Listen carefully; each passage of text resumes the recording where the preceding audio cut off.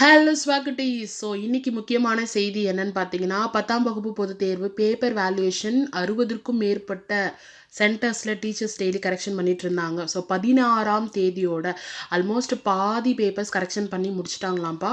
So இன்னையிலிருந்து தொடர்ந்து 5 நாட்களுக்கு விடுமுறை கொடுத்துருக்கிறதா நம்மளுக்கு நியூஸ் வந்திருக்கு. ஸோ இன்னையிலிருந்து 21ஆம் தேதி வரை விடுமுறை டீச்சர்ஸ்க்கு. ஏன் அப்படின்னா உங்களுக்கே நல்லா தெரியும், எலெக்ஷன்ஸ் வரதுனால சேம் அதே டீச்சர்ஸ் தான் வந்து எலெக்ஷன் டியூட்டிக்கும் போகிறாங்கல்ல. ஸோ அதனால் 21 வரைக்கும் விடுமுறை கொடுத்துருக்காங்க. 22, 23, 24 இந்த தேதிக்குள்ளே 10th 11th 2 பேருக்குமே பேப்பர் வேல்யூஷன் ஆல்மோஸ்ட் முடிச்சிருவாங்க அப்படின்னு சொல்லியிருக்காங்க.